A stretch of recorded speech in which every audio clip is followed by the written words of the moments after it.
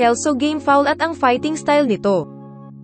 Matagal na panahon bago naging matagumpay ang Kelso game foul, si Walter Kelso ay nagpatakbo na ng isang game farm na tinatawag na Olander sa Galveston, Texas. Nang mamatay si John Maddie Jean noong 1942, minana ni Walter at ng isa pang breeder na si Bill Yaffet ang lahat ng kanyang mga breeder.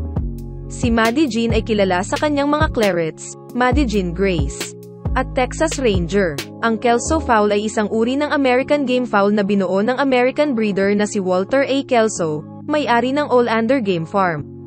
Ang tagumpay ng lahi ng mga Gamecock ni Kelso ay ginawa siyang isa sa pinakasikat at iconic na pangalan sa kasaysayan ng sabang. Ang purong Kelso game foul ay isa sa kanila kasama ng sweater, lemon, hatch, at roundhead. Ang Kelso ay isa sa mga pinakamahusay na uri ng fighting cock na ang iba't ibang breeder ay bumuo ng kanilang sariling mga lahi. Ngunit ang mga orihinal na katangian ng linya ng Kelso ng fighting cocks ay palaging nandyan. Sa artikulong ito, titingnan natin ang kasaysayan ng Kelso, kung paano ito binuo at umunlad hanggang ngayon, ang mga katangian nito, at higit sa lahat ang estilo ng pakikipaglaban nito. Pagkaraang magmana ng mga purebred na materyales mula sa Maddie Jean, si Walter Kelso ay nagsimulang tumawid at maglagay ng bagong dugo sa mga manok ng Maddie Jean gamit ang mga tandang na nakuha niya mula sa ibang mga breeder. Nagpatuloy siya sa pagsubok at kamalian hanggang sa maperpekto niya ang mga cruise. Maraming mga kabiguan dahil ang ibang mga cruise ay nagbunga ng mababang kalidad na mga supling ngunit hindi siya nagtagal upang makuha ang resulta na gusto niya. Pagkatapos ng mga taon ng mahabang pag-aanak, nagkaroon ng tagumpay si Kelso noong 1951 nang siya at ang kanyang Olander team ay nanalo sa Derby sa Hot Springs, Arkansas, na may 10 at 2 puntos.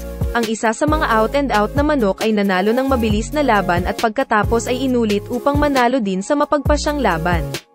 Sa kanyang ikalawang panalo, nabali na ang dulo ng pakpak.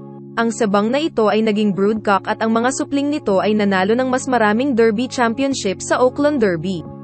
Hindi si Walter Kelso mismo ang nagdala ng game foul sa Pilipinas dahil abala siya noong mga panahong iyon at tinapos ang kanyang karera sa labanan ng manok noong late 50s. Ang mga pangunahing American exporter ng game foul noong panahong iyon ay kinabibilangan nina Bobby Joe Manziel Sr., Johnny Jumper, at iba pang Pilipino na bumisita sa US at nagdala ng mga Kelso fighting cocks pabalik sa Pilipinas. Ang Kelso ay nasa tuktok ng listahan ng mga pinakamatalinong battlecock.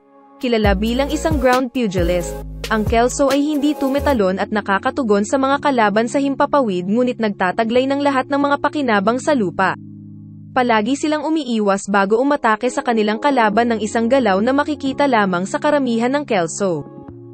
Pakipindot ang subscribe button and hit the notification bell para mapanood pa ang mga susunod na video ni Mysterious Guy.